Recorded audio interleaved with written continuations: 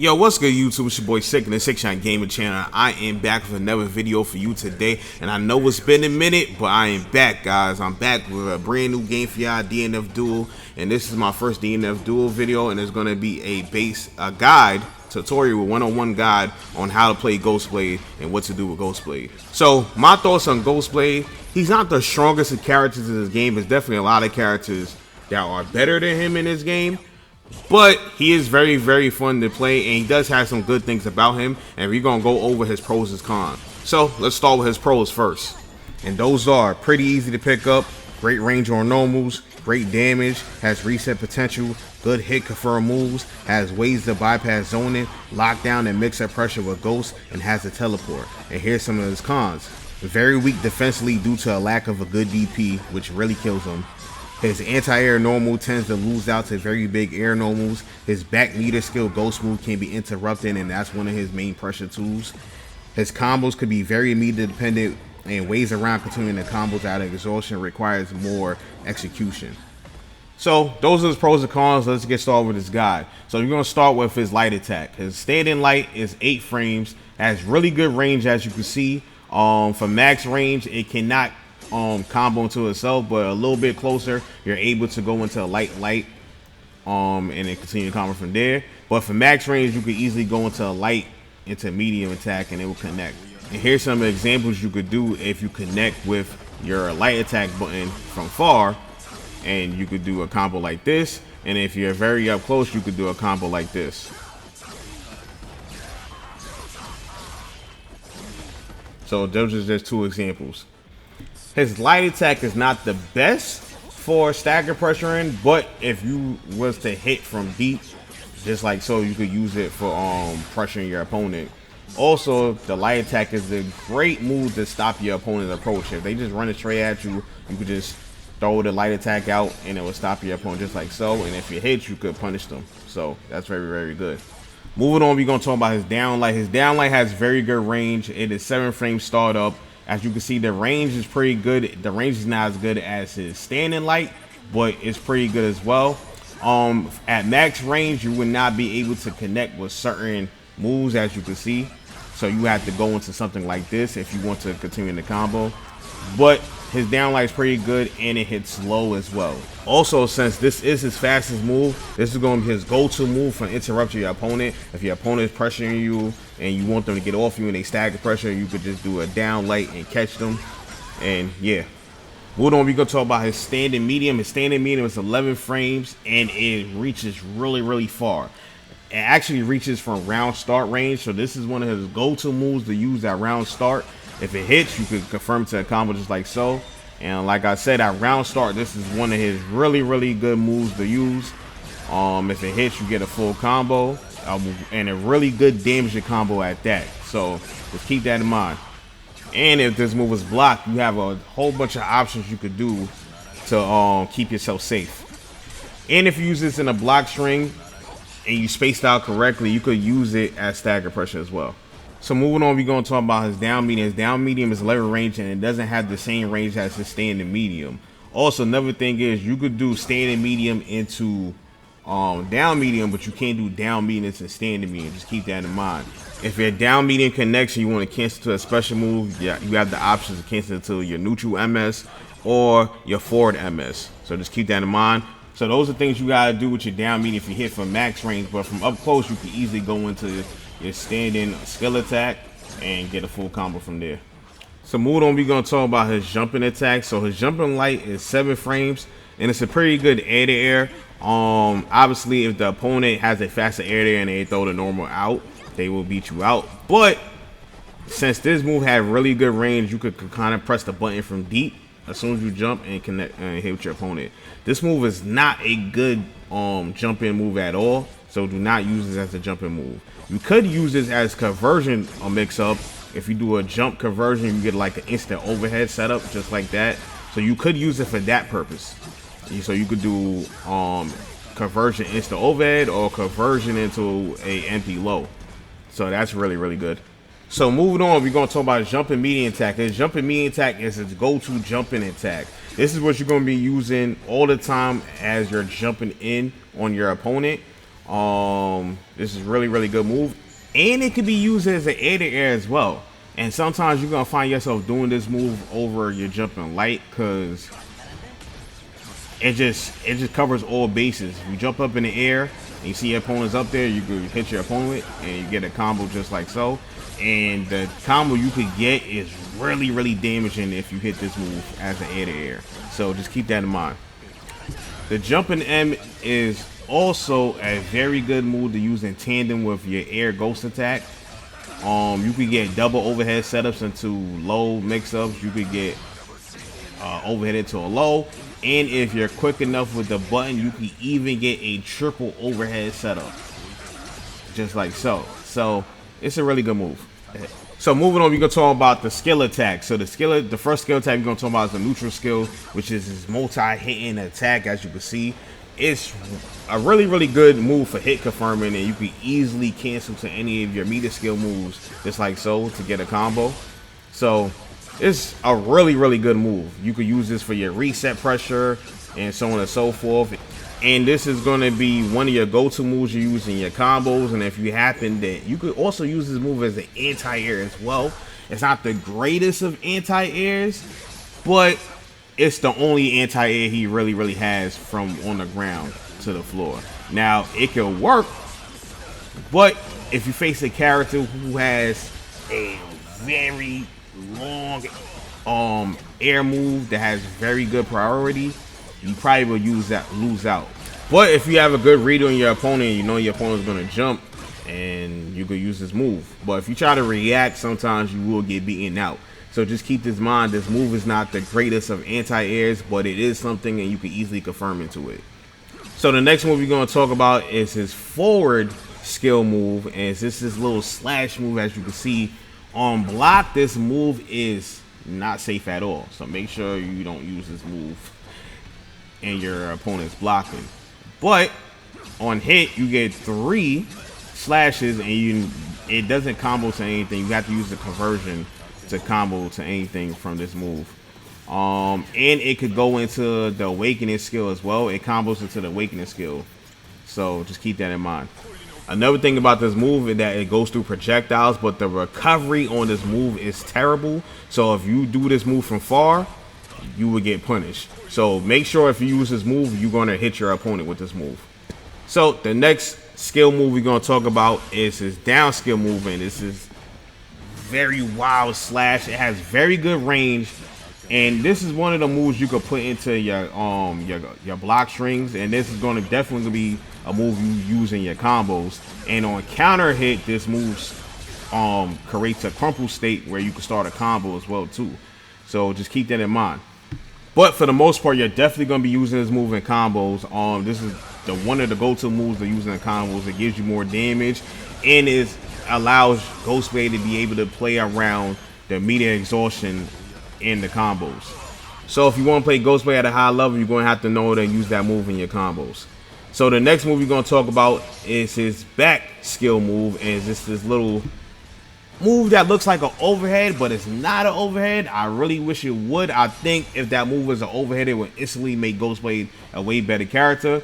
But for the most part, this is a move that you're going to be using in your combos, right? It's an OTG move. It hits grounded, and you can cancel into the back MS move, and you get combos from there like so. And whenever your standing skill attack hits, you can combo directly into your back skill. Just know that if you do that move from max range, it could whiff. So now moving on, we're going to talk about his meter skill move. So the first, and probably his most important meter skill move, is his neutral meter skill, which is called single strike.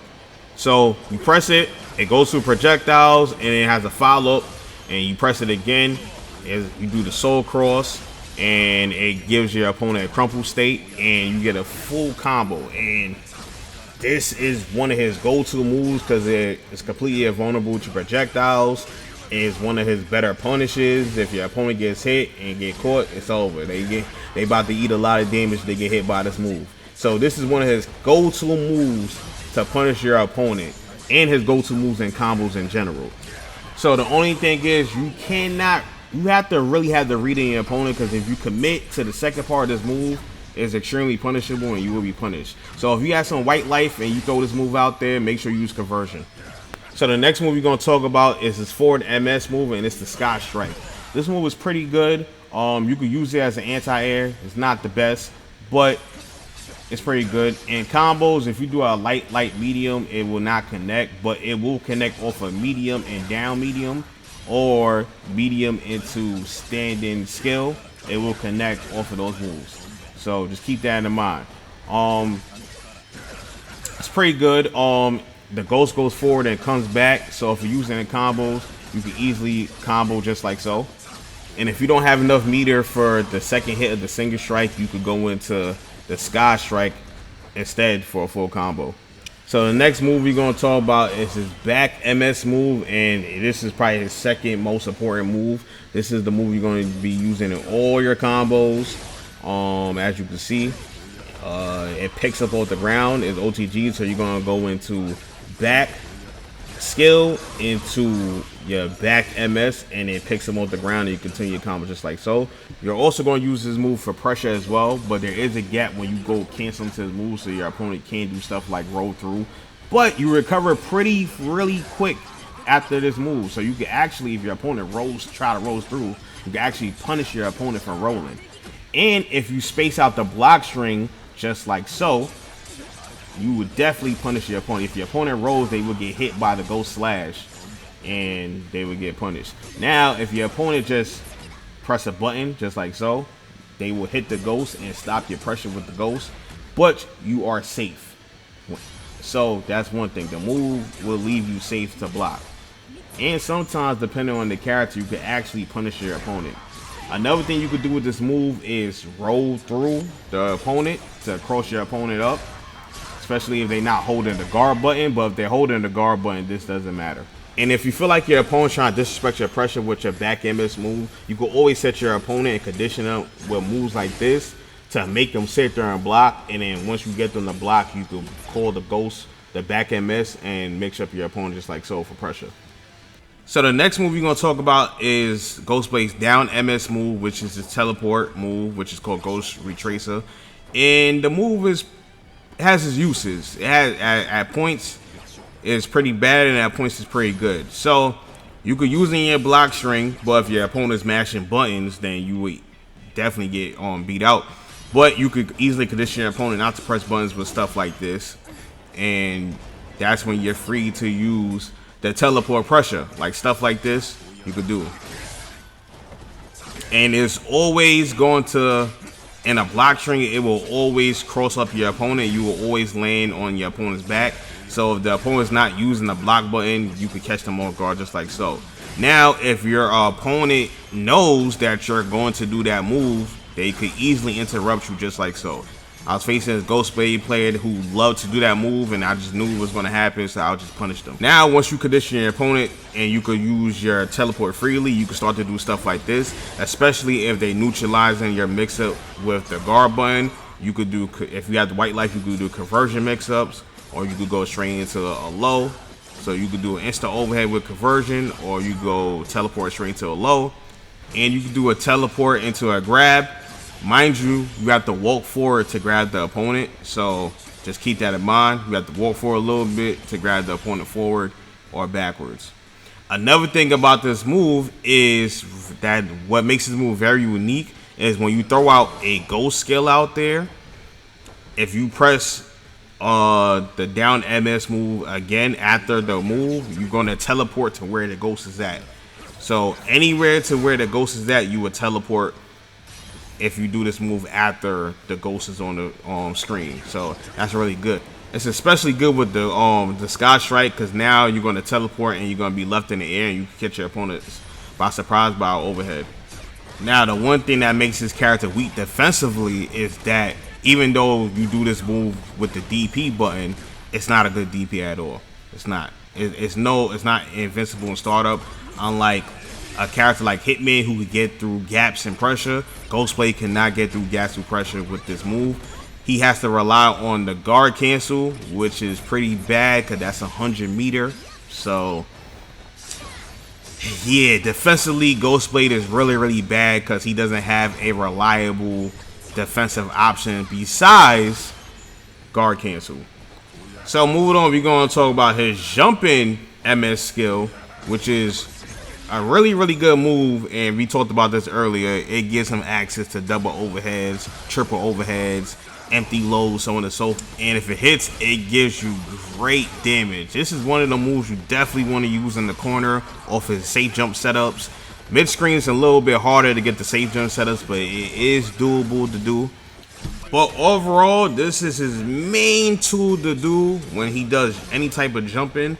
This move is really good. It could definitely catch you up on a guard, because especially in this game, you block high. There's no air dash. Well, certain characters got some dumb stuff, but there's no air dash. So for the most part, you block high, go low. But with Ghostblade, he bypasses that and make the opponent have to really think about blocking a double overhead or even a triple overhead, or watch out for the low.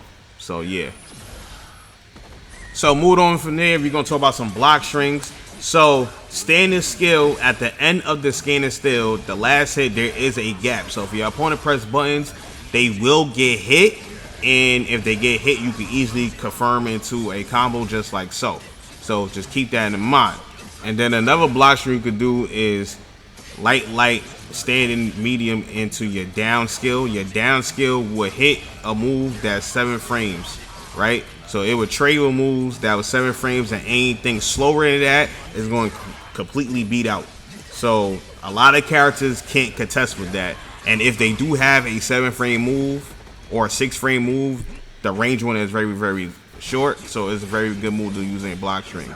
Now the only thing about both of these block strings is that you can roll through, but at least with the standard skill, you could cancel to many things. You can cancel to your back skill, you could cancel into your forward skill, you could also cancel into your MS skills on reaction. If you see your opponent roll through, you could cancel directly into your neutral MS skill and punish them for a very good punish as well. You can also do light, stand medium, down medium into your skill attack, and then if your opponent rolls, they will roll into the skill attack, and you can get easily confirmed just like so.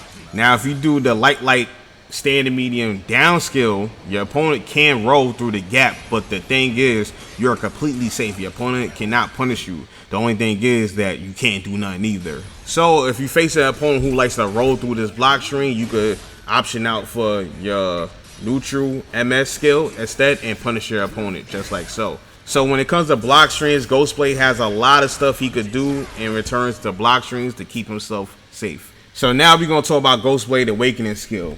So basically, I know it says something about when you're guarded or like that, but basically when Ghostblade is in awakening, he does more damage. That's pretty much almost every character in the game. They do more damage in awakening, but he does 10% more damage. So it makes him a very scary character to face in awakening, because in one hit he can easily come back and win the game. He can easily do 70 to 80% damage in awakening very easily.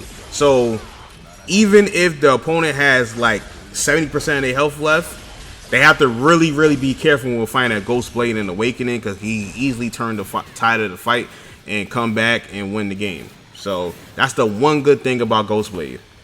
And this is essentially we're going to talk about other little tidbits about Ghostblade. So if you throw in the corner, Ghostblade is +3, so you're easily able to stuff your opponent out with a light attack. Also, his jumping skill attack is +4 as well, so your opponent cannot try to press buttons at that as well.